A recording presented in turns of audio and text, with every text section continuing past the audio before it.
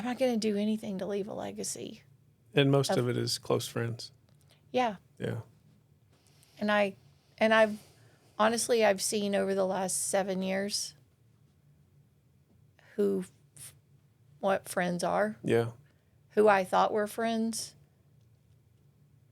has a whole different idea. Not because I want to use you for something, but just who will stand by you through the thick and thin. Yeah. You know how that is. You see that. You being in the churchy world. Yeah. And politics. And politics. And you see who really, at the end of the day, is going to have your back. Doesn't mean they always agree with you. Right. And I think that's what people don't understand. We can still be friends. But why do you think people have such a difficulty with friendship? Oh, I don't think people want to be vulnerable. I don't think people want to be honest and be transparent. I think they bring so much to the table of woundedness and insecurity and fear of not being accepted that they can't get past it. Yeah. I don't know. Am I? Yeah, I think people have, as a good friend of mine says, he never calls me by my first name. He always calls me by my last name. And he said, Payton, everybody's got junk drawers, at least one. Sure. And I think that's the issue is nobody, you don't realize, how do I say this? You realize, well, I've got junk. Everybody else has got junk.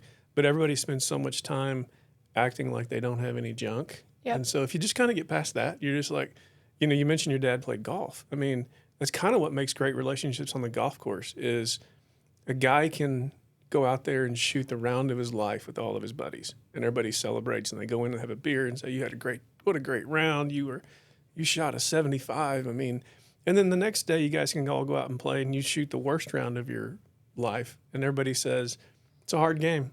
And everybody just has this in common, that this game is impossible. And why are we doing this to ourselves? But you create this relationship around that.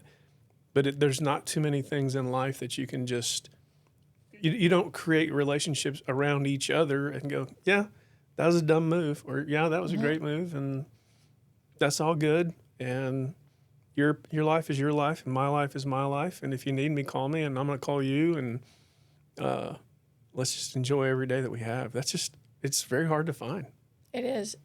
I have found that I do have some true friends that I know some dear friends. We don't speak often because our lives don't cross. Our kids are grown, out of the house. We never had little people at the same time. Their boys were interested in other things. We had girls. Our girls were interested in other things.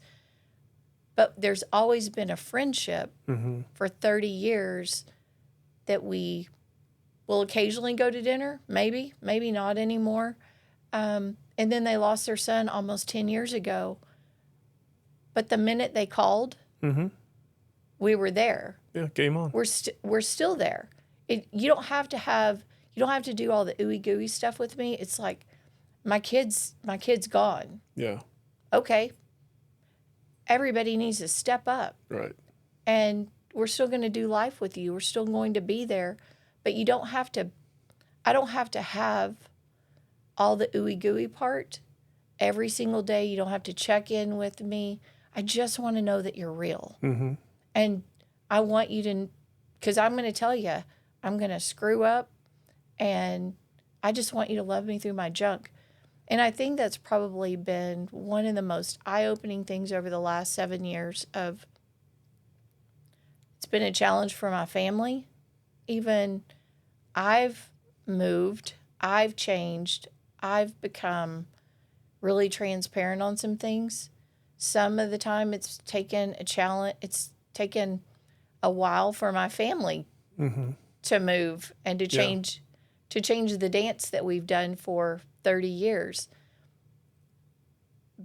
But I am allowing them their grace to catch up with some things and feel like it's okay to be transparent and fear and insecurities because I'm still going to love you through your junk because you've loved me through mine. And I just wish more people lived in the freedom of, it's so hard and so much energy to cover up all the junk.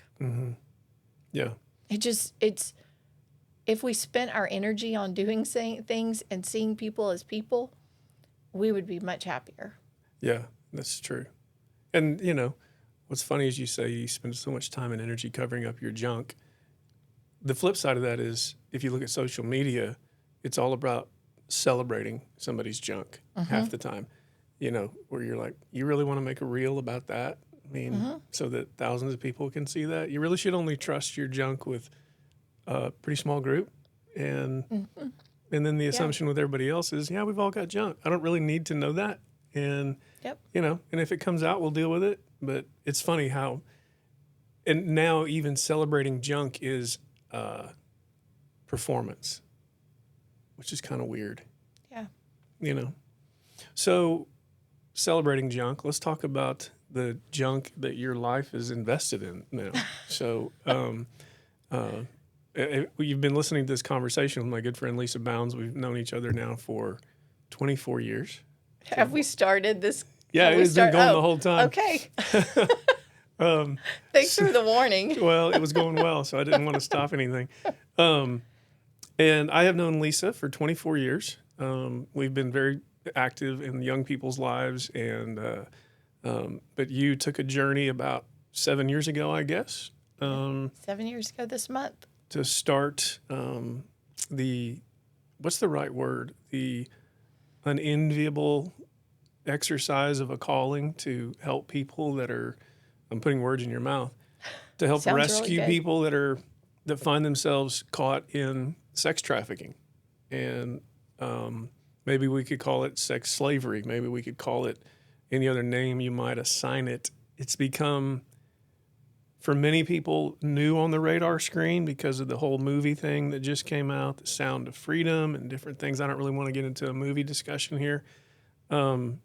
So just give us this is why you got involved with it part.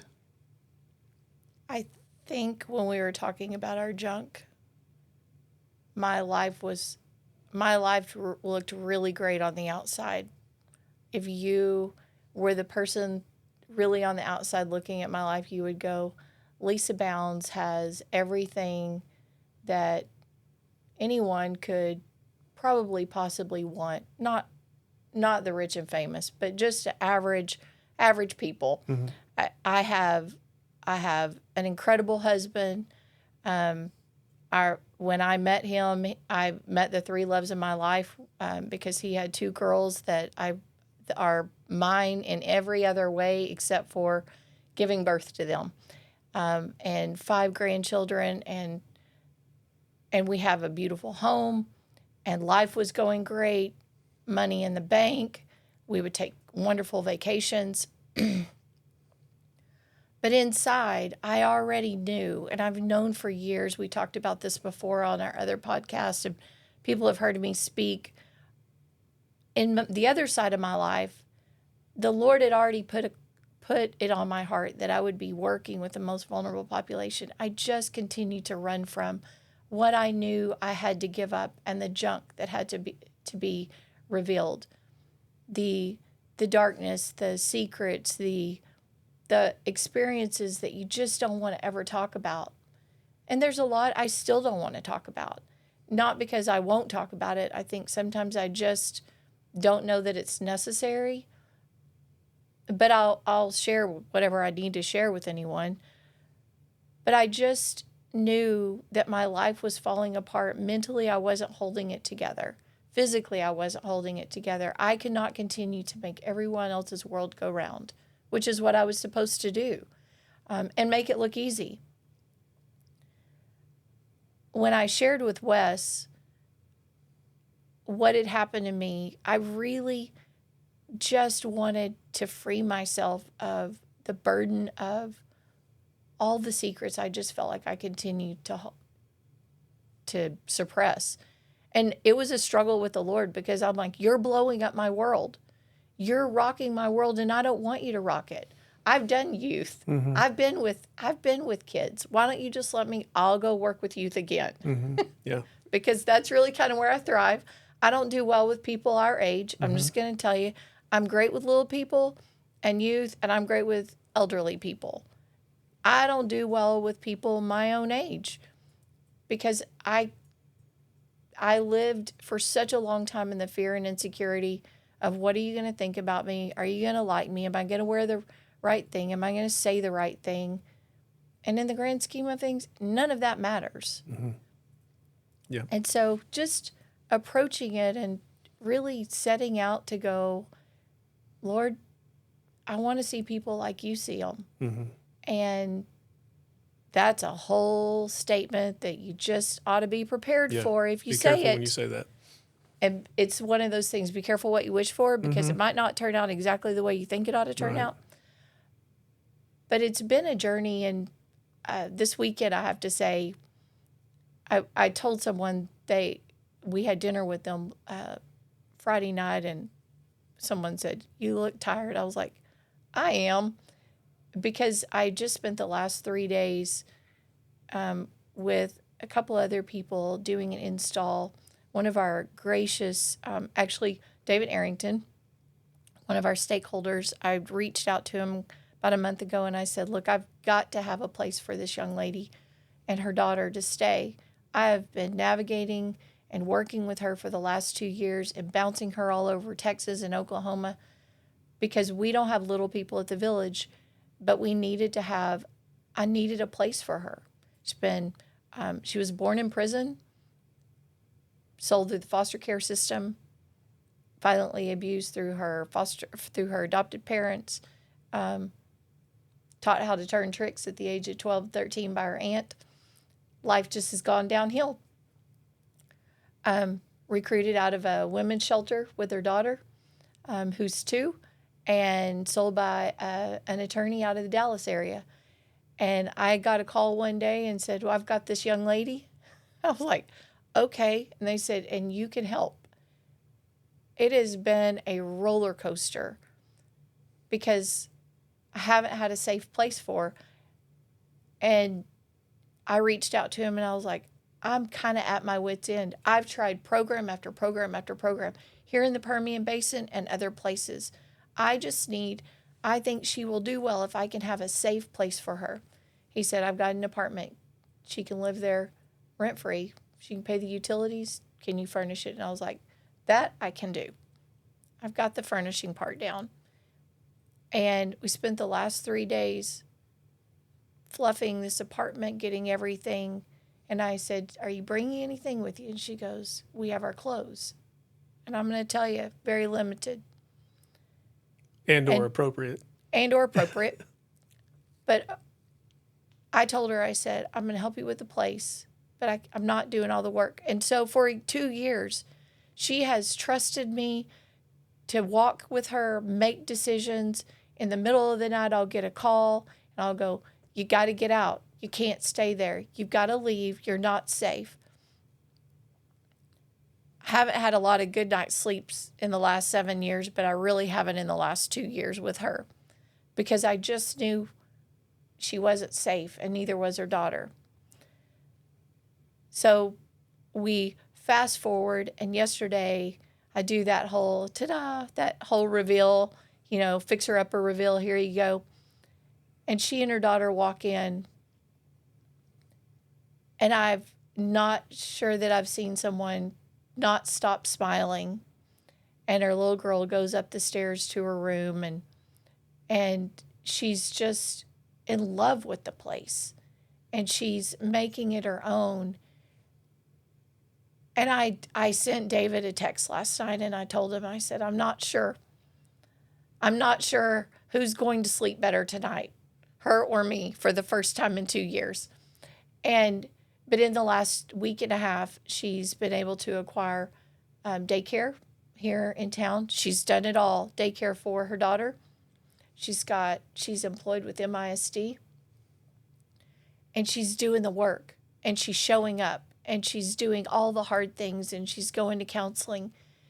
And it's taken 2 years, but it's taken 7 years to get to the place where you feel like you have some wins. And I get a lot of criticism. Our team gets a lot of criticism, and Reflection gets a lot of criticism. I think sometimes people feel like we should never be able to make a mistake, and we're not ever going to have a rough patch. My dad used to say, every day's a great day. It's just some are better than others. Every day is a hard day for us. It's just some are harder than others. We have, just like you in business, 50-50 chance an employee's going to work out. That's being fairly optimistic. Yeah. Sometimes you don't know that they're not a great person until they start working for you and you have issues along the way. But I go, working with trafficking victims is not a quick fix. It's not an easy fix. It takes time. You move through their junk. You have great days. You have some not great days. But you have to be consistent and you have to continue to show up. And I feel like now we're to the point where we have wins. We're starting to see young ladies and young men have lives and jobs and go to school and acquire their education. And they are striving for self-sufficiency and independence. I couldn't have done that had it not been for a group of people in West Texas that literally, it started with my Christmas card list. That's how I started Reflection Ministries. I sent an invitation out to everyone, 175 people on my Christmas card list, and said, I'm having a luncheon. Will you come listen to what I want to do? And that's how it started. Yeah. And so I'm really proud of her. We have a lot of days ahead. Yeah. And a lot of long nights. But she's doing the work. And those days make everything worth it to hear all the people talk trash about you. You wonder where the next dollar is. And you go, Lord, I'm just not really sure why you thought you needed to blow up my world. But at the end of the day, I would do it all over again. Yeah. And I would learn every lesson.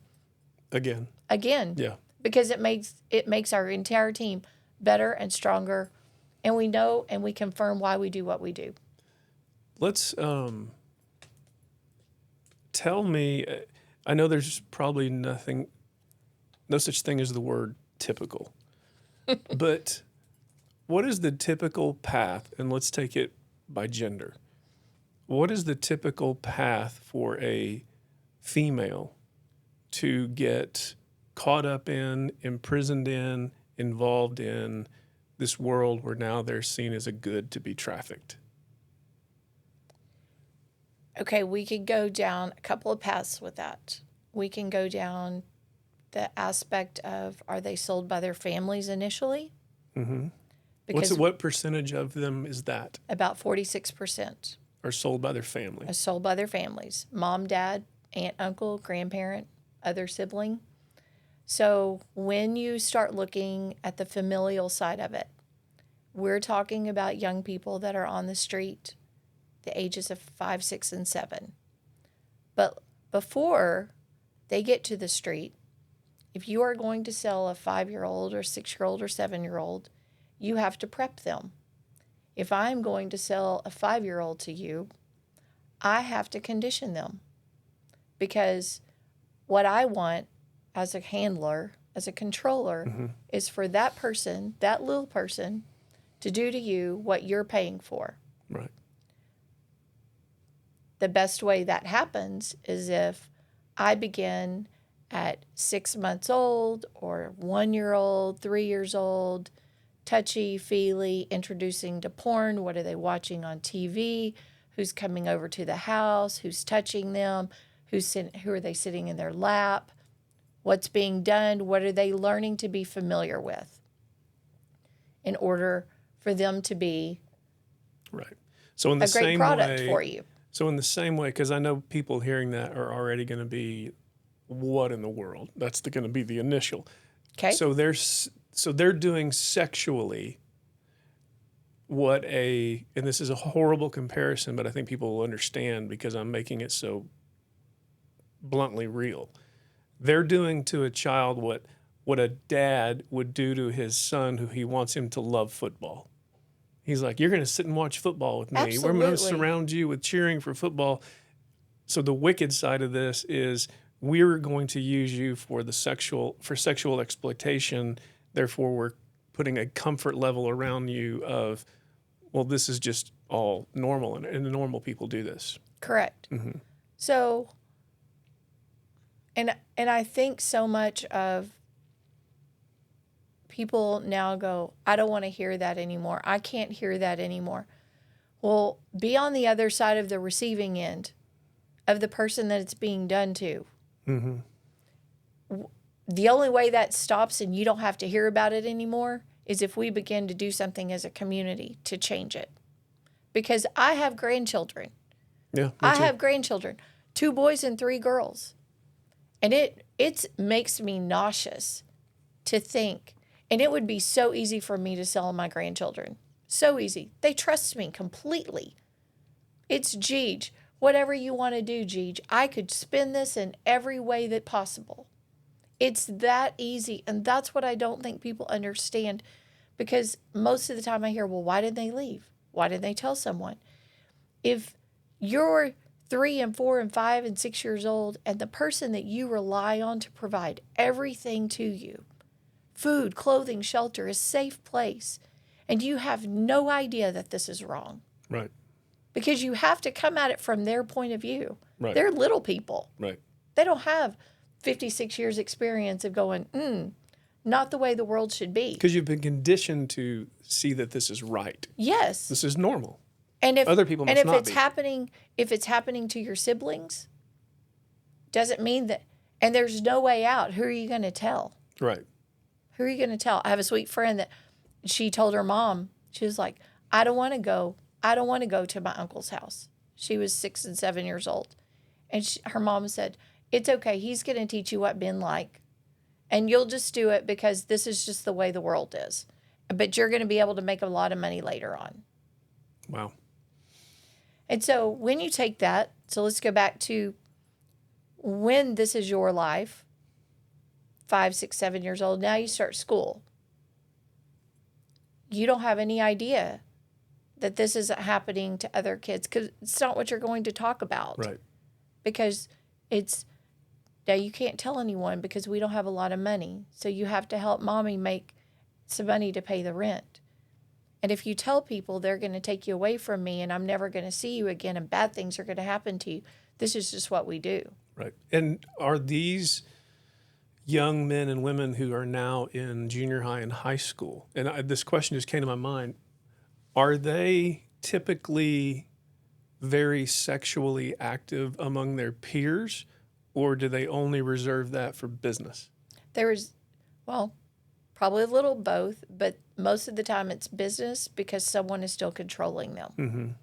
And they're not going to do anything that it's not going to be paid for. Well, the reason I ask that is because you go back to when we were growing up in the 70s and 80s, and you're watching Fast Times at Ridgemont High, and you're joking about the sexually explorative people in school out of their curiosity and teenageness. We're not talking about that person. No. It's the girl or the guy that people would label as, oh, they're doing it or whatever. Mm-hmm. That's not what you're seeing.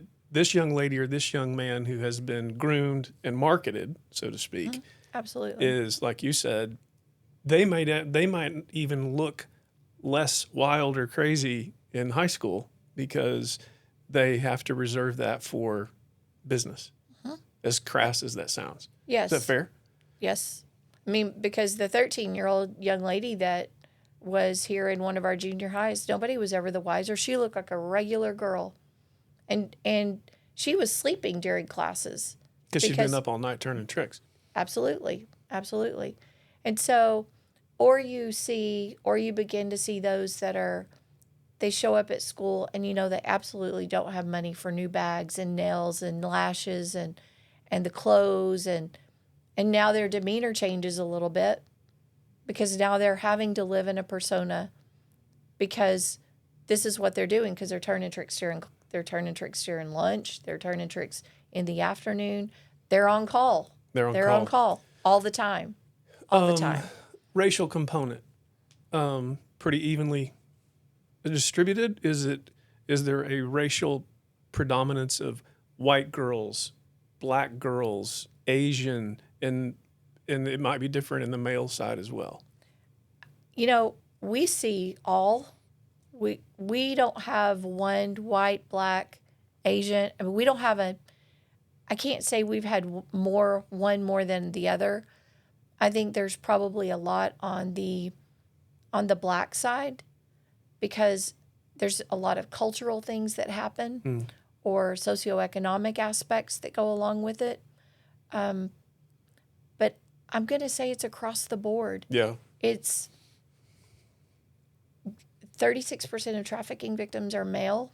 I think that's probably a low number. Yeah.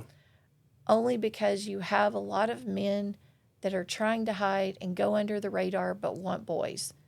Because when you begin setting and looking at the culture, and 75% of pornography for kids comes through gaming and PlayStation. Wait. Say that again. 75% of pornography for kids, for children, goes through PlayStation and gaming devices. Call me naive. How does that happen? I figured you would finish that sentence by saying through just exposure to the internet. Oh, no. Because think about, okay, you've got a little 10, 11-year-old boy sitting in front of their gaming stuff. They all do this, or a lot of them do this. Well, now who's on the other side? Who's playing against them in a game? Yeah. Who's opening a chat room? Who's now promising them something? I'll show you yours if you show me mine. All of those kind of things. Or I'll give you, I'll give you this game. And it starts out really slow. It's not, people don't go, oh, guess what? Here's Pornhub. Flip it on. It's not like that. It's just like dating and grooming. Everybody talks about, the frog, how you put the frog in the steaming water and it. It's just like that. It starts out slow and easy. It starts out, you're so pretty. Oh, you're so good at that game. Can you show me how to do this? And they act like it's a no big deal thing. Then they gain your trust. Right. Then it's well, are you at home by yourself? You mean your parents are working all the time? If you need a friend, I'm always here. Yeah. I'm always available. Reeling them in. Mm-hmm. And so then it's, what are you beginning to see? Because now we set the culture up. Now we're breaking down inhibitions. Now we're setting up meeting places. And now we're gang raping. Or now we're drugging them. And now we're videoing. Everyone has a phone. Yeah. It's amazing what you will do to keep a secret. Think of adults. How many times do we not talk about our junk, and we do everything to hide how imperfect we are, maybe that's a better word, imperfect we are, from other adults? Think if you're a little person and someone you've sent videos or you've sent pictures to them, and now they're saying, I'm going to tell your parents. Right. I'm going to out you. What will you do to keep that secret? Because now you've disappointed your parents and you're going to be in trouble. And they've probably, in many cases, threatened violence to you at this point. Absolutely. Yeah. My family was threatened all the time. And I just wasn't wise enough to know that they were probably not going to hurt them, or maybe they would. Yeah. I don't know. Couldn't take that chance. What, so starting little and then obviously active through teenage years, if a young person does not find a way out, is there an age where it gets even harder to get them out? You understand what I'm saying? Like, you use dating as an example. We've all worked with youth where you just wish they'd never gotten that relationship, and then when they get in it, you're like, I don't think they could ever get out. They're in it. So what's the transition from having it done to you till the boy or the girl says, I think I'm just in this? I think it's really hard because the law says, state of Texas says, 18 and over. Now you're an adult. It's on you. This is on you. But because we're such an amazing state, and I'm very patriotic and I love our state and our country, but Texas says at the age of 17, if you're picked up and you don't comply, you're going to be charged with prostitution and solicitation. Wait. If you are picked up, like for a trick, for whatever, and you don't comply, If what do you you don't mean? go, oh my goodness, thank you for saving me. Yes, you're right. I'm in a bad position. I need you to help me. At the age of 17, you will now be charged with prostitution and solicitation. Means you're going to now have charges that are just as severe as a murder charge. To get that expunged, to get an apartment, to get a car, to get any financing at all, you cannot have those charges against you. It's a death sentence. It's something we fight against all the time. So educating So law wait, let me enforcement. back up because I still don't think we're clear on this, or Okay. I'm just exceedingly slow this morning. If a 17-year-old, when you say picked up, a 17-year-old cries out and gets help from the police, and the police come pick you up because you said, I don't want to comply, and you tried to get out, then you're going to be charged with prostitution and solicitation. No, if you don't tell if you're not complying with the police and you don't say, less than 1% will self-identify. Okay. Will say, oh gosh, I'm a trafficking victim. I don't want to be here. If I cop an attitude and I go along with this is my boyfriend and I'm not going to be willing to help the police file charges against him, Got you. then I'm going to be charged with a crime. What about the dude? Well, as of September 1st of 2021, it just became illegal for you to pay for sex with someone over the age of 18 in the state of Texas. We're the only state. So that's a good thing. That's a good thing. Yeah. That's a good thing. But law enforcement has to be willing to make a case. To go do it. Yeah. And Right. most of the time, they look the other way. We had a case I got a call this last week. And I love that people in our community call and want to do something and are beginning to see something because they're going, this is happening. Yeah, they're paying attention. I got a text and said, hey, here's where I am. Here's what I saw. What do you think? I was like, in my mind, there's no doubt what's happening. 2 guys, 5 girls in a motel. Absolutely. I said, what you need to do is you need to call law enforcement. Tell them we are on our way. We'll be there. I'm about to do an interview, so I go get our clinical director and I said, would you go step in? As soon as I finish this interview, I'll come over. And he goes over. Law enforcement's been there. They're there. They're like, yep, we've already talked to him. Everything's fine. They're just hanging out. He goes, not anything we can do.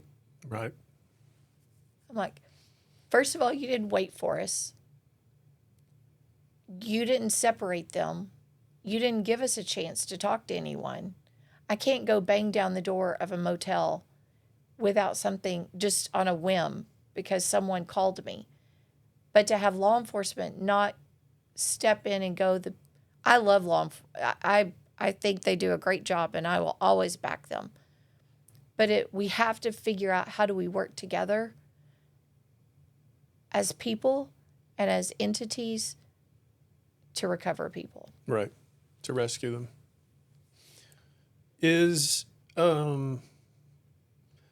Describe, I don't know if it's changed since I heard you say this. Describe the customer.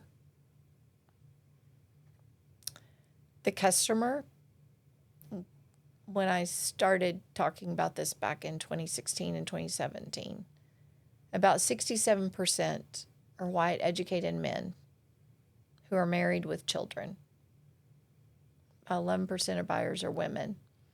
But I would say where we are nowadays is a good 75-80% are white educated men that are married with children. The disposable income of about $120,000, Wow. if not more, because you can. Right. Because no one's paying attention. You have the availability to go and do what you want to do with no one looking. Right. Wherever you want to. Wherever you want to. It takes means to conceal. It does. Yeah. and people can conceal all day long. And there has to be you have to be able to, what's the phrase? Afford it. Otherwise, it's just, how do I say this? If you can't afford it, then it's just, how would I say this, Lisa?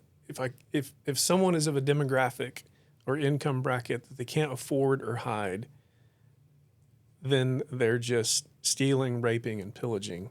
Mm-hmm. Even though that's what the other ones are doing as well, mm-hmm. but they just have another means of doing it. Mm-hmm. And they feel that it's okay because we have about 12 to 1,300 ads a day here in the Permian Basin. And so when you have an ad that you're answering and you know there's a cost to it, I guess people feel like it's justified because if they didn't want to do it, then there wouldn't be an ad.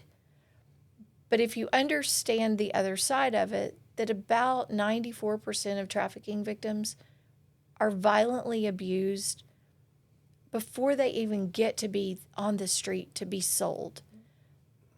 They always have a handler. They always have a controller. If you're, how do I put this? If you're, I'm kind of way past the point of, I'm just really transparent. If you're naive and narrow-minded enough to think that you're the only person that individual is doing that day, you're just a fool. You are. I mean, and obviously it doesn't matter to you, mm-hmm. because on a low number, we're talking about 15 to 20 times a day, but it isn't uncommon to be 45 to 60 times a day doing people and bringing in the money. So if you want to be one of those 45 to 60 people a day that someone's doing, that's on you. In other words, if you want to be a customer of someone who, if you're naive enough to think, I'm the only one who gets this product. No. Yeah. You're really just an idiot. Yeah. It's like assuming you are sitting on a roller coaster ride on a seat nobody else has sat on. Yeah. You're really just an idiot. I don't know how to put it any other way. I could put it a lot of other ways, but I won't because I think we're on TV. But I don't think people can get their minds around the numbers of. I mean, if you're a listener and you're watching this and you're thinking, what is she saying? We're saying a male or a female is being sold into sexual acts of a customer's choosing somewhere in the neighborhood of 40 to 50 to maybe 60 times a day. Mm-hmm. Raped. And they're having to act like they're glad to see you. Mm-hmm. And you do whatever you want, however you want to them for whatever you're paying. Okay, I'm going to ask this question because it just crossed my mind. Where does the Pretty Woman Prostitute of Julia Roberts play into the difference between what we're talking about? Is there a realm where this is a woman's choosing of this life and then there's this trafficking side, or do they mix and mingle? Well, the Pretty Woman, there was probably a story prior to her being in that. Yes. Prior to her being there with her friend Kit. Yep.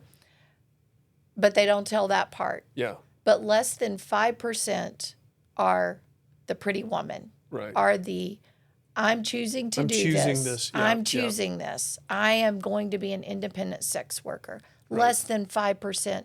And I think that's the part that's really so frustrating and challenging is because I can speak. I'm really past, I'm usually really blunt when I speak. I'm past the whole, let me sugarcoat it for you. Let me tell you how it really is. And then I'll always get the question, well, so should I take it if she's 20, she's a prostitute? I'm going, you missed everything that I've just said. Mm-hmm. Because people want to label it.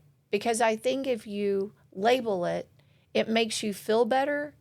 So they're asking, can I call it prostitution if she's 20 because she's doing it on her own? That's what they're saying. But if you understand, Dad's been doing it to her since she was 3 or 10 or 12, or the deacon of the church has been doing things to her, or the youth minister has been doing things to her, then just because she's 20 doesn't mean she really wants you to be the one calling her a whore, Right. and labeling her. And I think that's the bigger thing. We feel better in our communities and in our nation if we put a label on people. If we put a label on homeless, if we put a label on mental health, if we put a label on whoever it is, domestic violence, they're people. They're people that have not had the resources and the means that other people have had.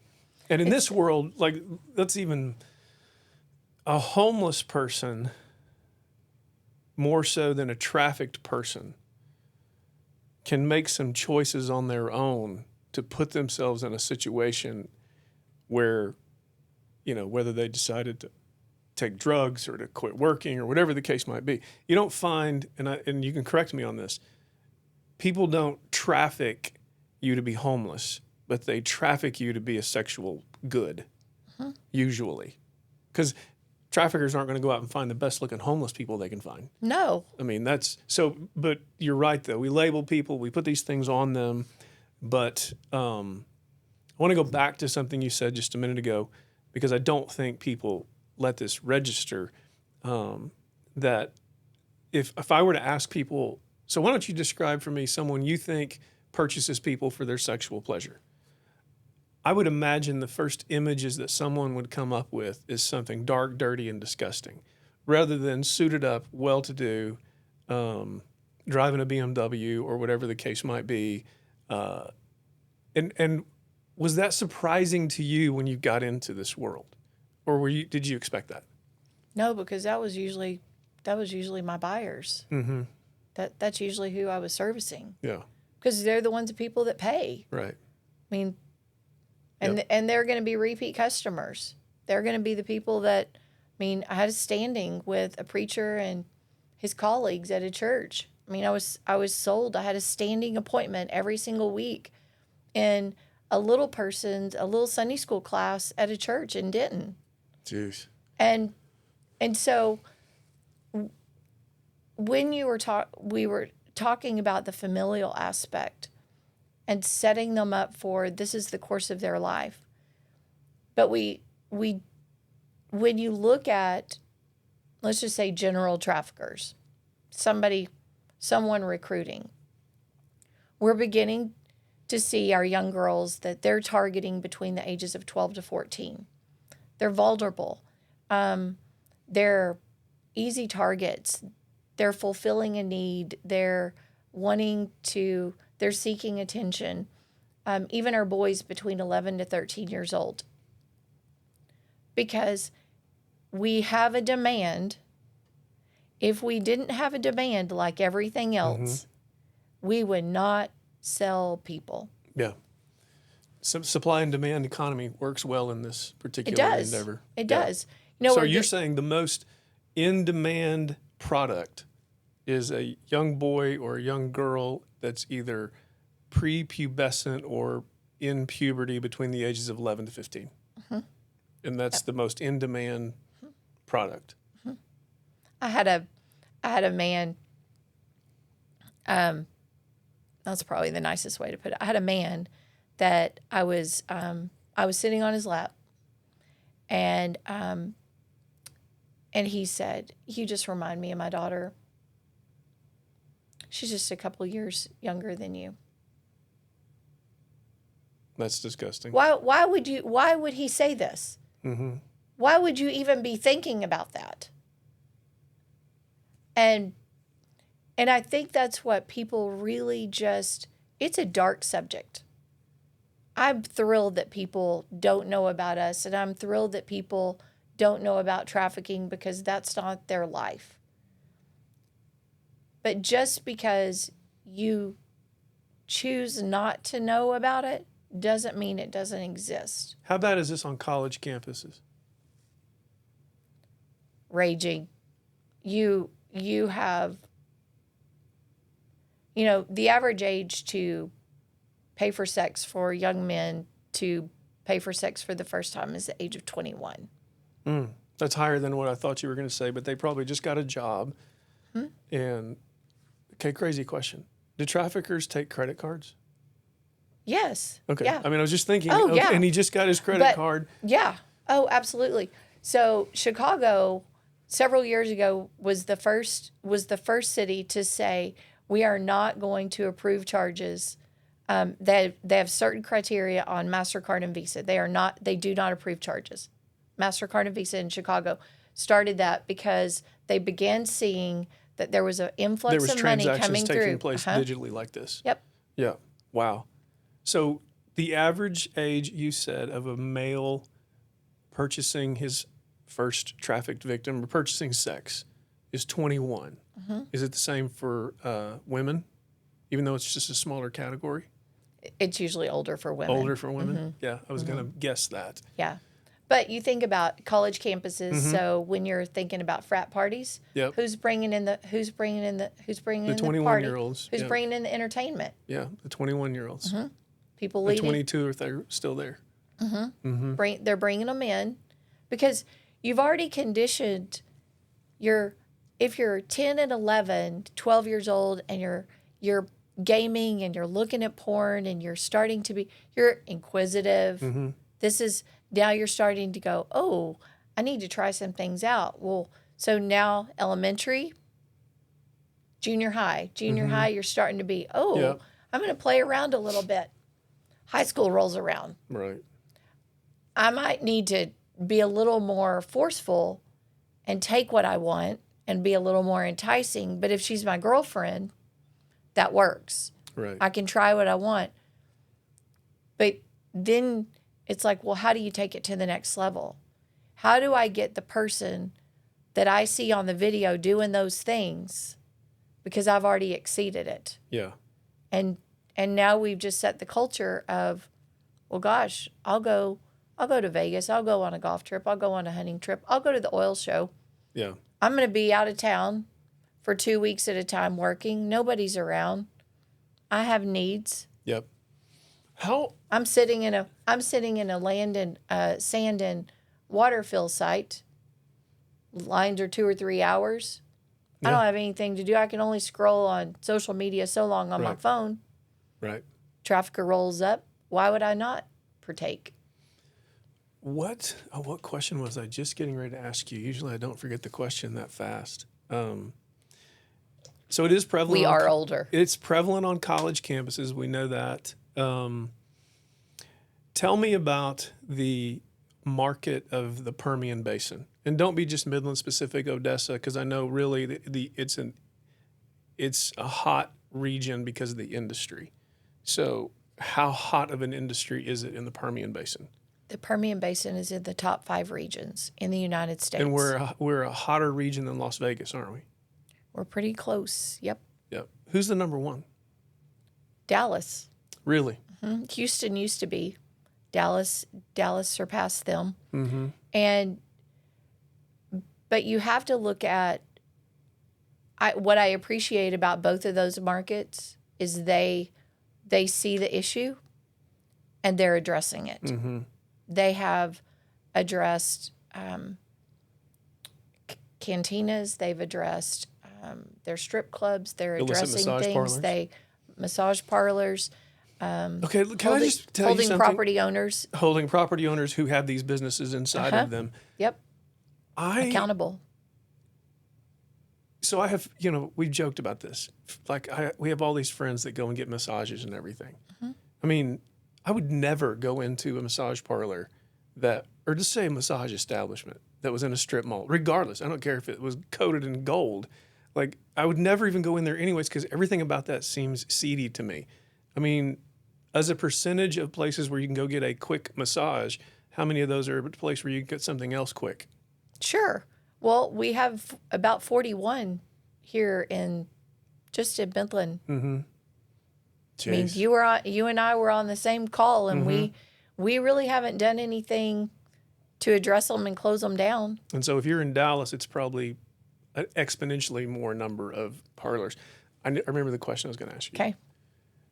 You know how protective I am of myself over the years. You know my stories, you know my protection mechanisms I put around myself, whether it's in elevators or cars or whatever it is. How many traffickers go after clients and or they wait for the clients to they don't have to go after clients. They can just wait for clients to come to them. What I'm getting at is I'm extremely protective. People ask me all the time, "You're like that protective?" I'm like, "Yeah, I am," because you never know. I mean, that's a different world, right? Or is it? Yeah. Well, when you have people answering ads, I mean, all you have to do They don't have is to do anything. Just put an ad. Yeah, just put Where an are ad. the ads? On just Facebook? Facebook, Craigslist. It's easy. It's not a dark-seated web. What does an ad say? What does an ad say? Well, it used to be really explicit. It used to say, 15 minutes, $35, here's what we'll do. Because the laws have changed and so now you have to use vernacular terms. Okay. And emojis and here's what we'll do for, and it'll tell you, as a trafficker, black or white, we're clean, we're not clean, all those things, condom, no condom, here's what it'll be, here's what I'll do. And most of the time it's in emojis.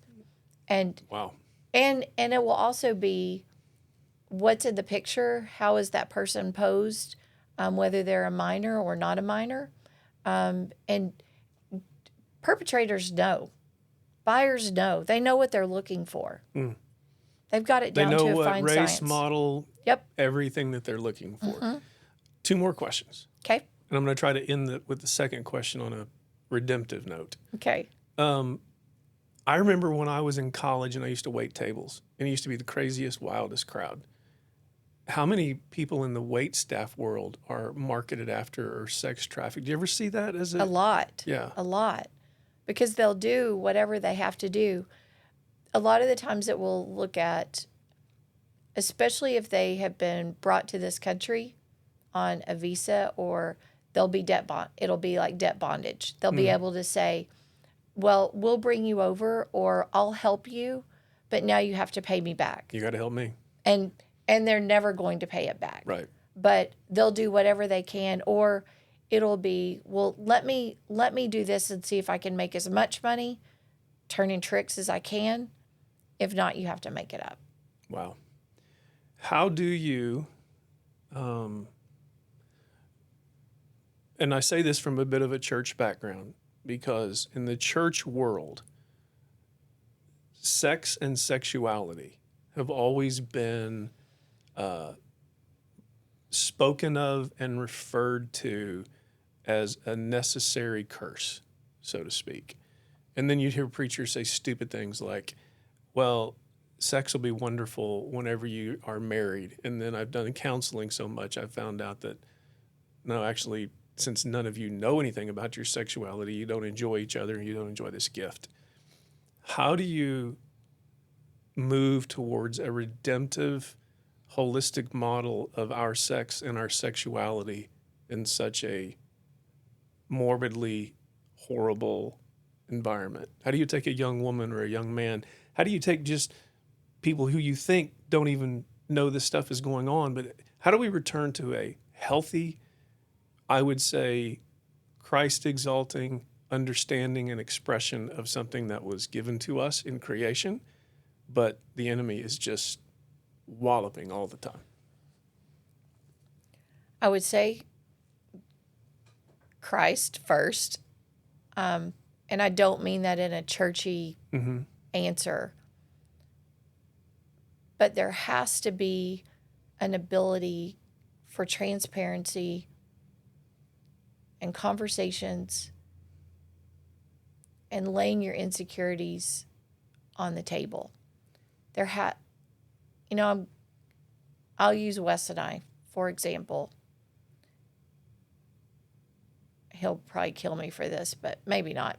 We can edit it out. Yeah, you can edit it if you don't like it. You can tell him you said it, and then he'll say, edit that out. Yeah. He told me quit using him as an example. I'm like, but you fit the mold of a buyer. He's like, quit using me as an example. I was like, okay.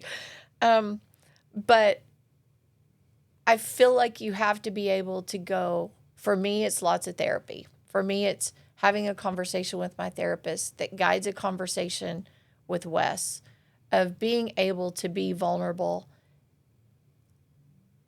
But I also have to know that I've learned that I'm enough, and that I have to be able to go, these are things that happened to me. I can move through it. And I have to focus on what's important is my relationship with Wes. There's a relationship, a physical relationship. There's a love.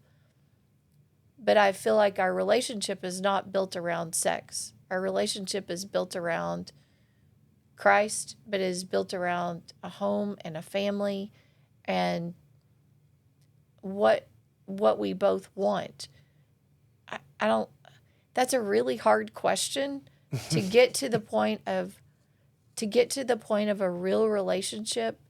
It has to be about more than just a physical thing.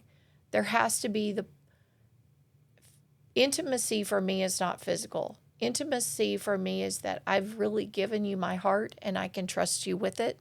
But intimacy is an expression of that heart. Yes. And I can get to that intimacy on a physical level if I can trust you with my heart, because I love you and I know you're going to love me through those things, versus just,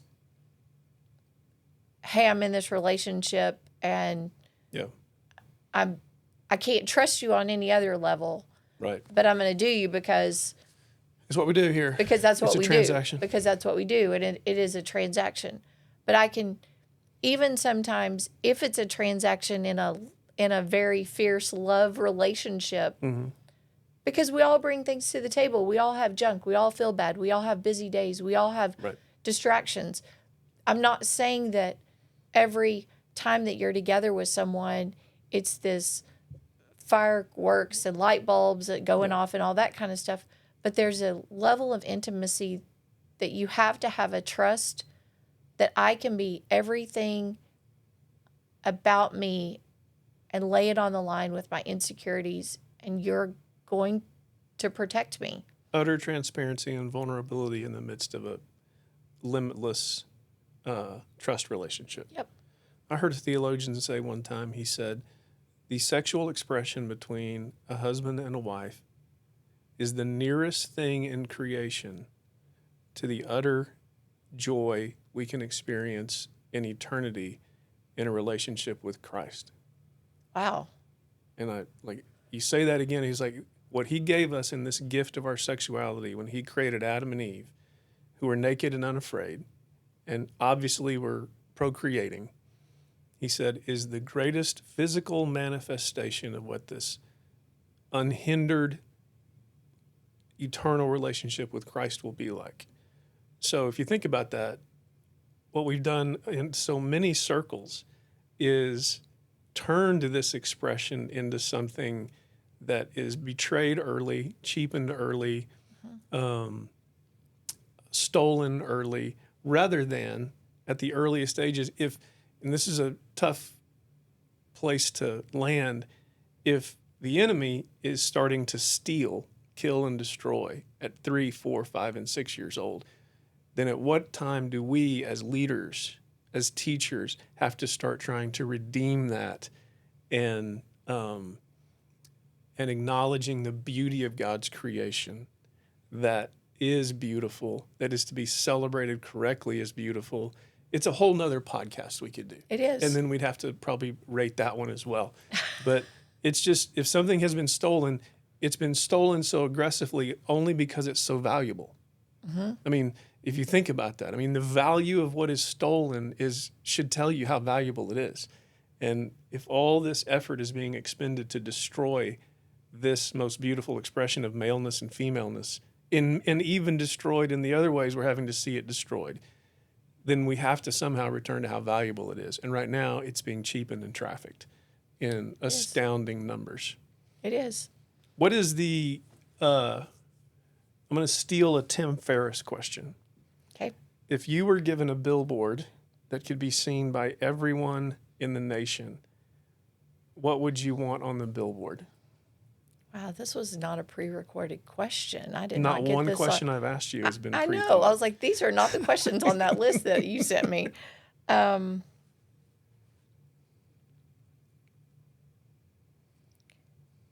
Probably at this moment, off the top of my head, probably, will you see people as people? And will you be someone that does something? Because I get a lot of, one of the questions you did put on there, which Did I leads into, send you a list of questions? no, Jessie did, because Okay, she's I was better. gonna say, She's good. I did not She send makes you you a list. look good. She Yeah, makes you she look does. good. But leading into that was, I hear people a lot of the times, they go, we're so glad that you exist. We support you, and keep up the good work. I'm like, okay. And I'm going to help you. I'm going to do something, and nothing ever comes.